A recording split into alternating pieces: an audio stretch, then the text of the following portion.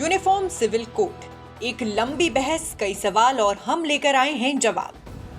ज्यादातर लोगों के मन में अभी भी ये सवाल है कि अगर यूनिफॉर्म सिविल कोड आएगा तो क्या बदलाव आएंगे, आखिर क्या बदलेगा। अब ऐसा नहीं कि आम जनता के पास इसका जवाब बिल्कुल नहीं। इस सवाल का कुछ लोगों के पास जवाब है कि अब इससे मुस्लिमों की 4 शादियां बंद हो जाएंगी। अब नया सवाल पैदा हो गया कि क्या अब निकाह ना होकर शादियां होंगी, क्या बीवी या शौहर ना होकर पति और पत्नी होंगे। खैर, ना जाने क्यों यूसीसी को किसी एक धर्म से जोड़कर देखा जा रहा है, जबकि असल में ये सभी नागरिकों यानी भारत की नागरिकता रखने वाले किसी भी धर्म के व्यक्ति पर लागू होगा। चलिए सबसे पहले जानते हैं कि आखिर क्या बदलाव आने वाले हैं यूसीसी के बाद। मसलन सिविल और क्रिमिनल कानून होते हैं। अलग अलग धर्मों के अलग अलग पर्सनल लॉ क्यों हैं?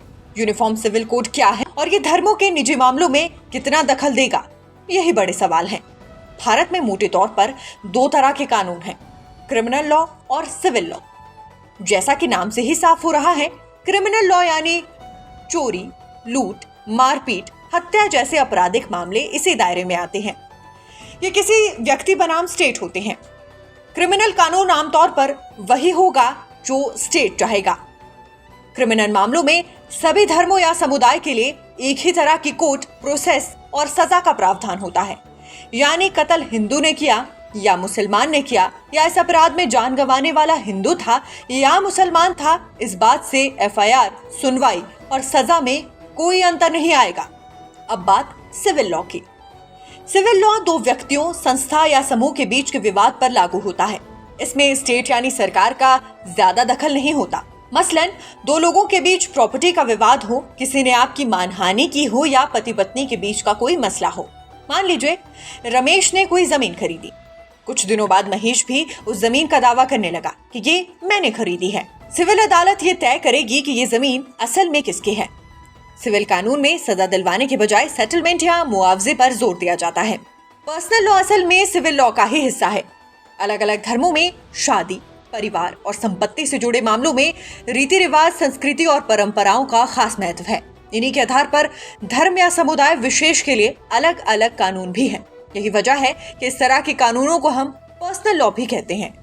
जैसे मुस्लिमों में शादी और संपत्ति का बंटवारा मुस्लिम पर्सनल लॉ के जरिए होता है, वहीं हिंदू की शादी हिंदू मैरिज एक्ट के जरिए होती है।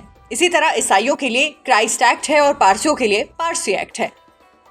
अब बात की जाएगी यूनिफॉर्म सिविल कोड की।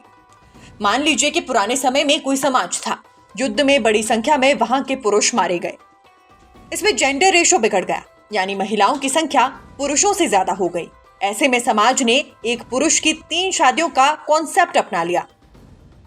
ऐसे ही मान लीजिए किसी समाज में जमीन की कमी पड़ गई। आने वाली पीढ़ियों में जमीन के और टुकड़े ना हो जाएं, इसके लिए समाज ने सभी भाइयों की शादी एक ही महिला से करनी शुरू कर दी। बाद के दिनों में जब दोनों समाज आपस में मिले तो एक कॉम्प्लेक्स सिचुएशन बन गई, यानी कुछ पुरुष कई शादियां कर सकते थे, वहीं कई पुरुष सिर्फ एक ही महिला से शादी करते थे। जबकि नए वक्त में ऐसे भेदभाव करने वाले पर्सनल लॉ की जरूरत ही नहीं बची है।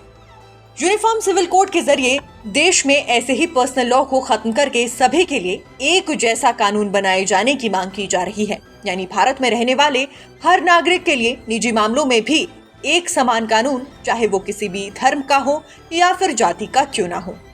यूनिफॉर्म सिविल कोड कैसा होगा, इस पर अभी कोई ड्राफ्ट सार्वजनिक नहीं किया गया, लेकिन यही कुछ सामान्य बदलाव हैं जो यूसीसी के आने के बाद आने वाले हैं। Nation speaks bureau report. Nation speaks, अब बोलेगा हिंदुस्तान।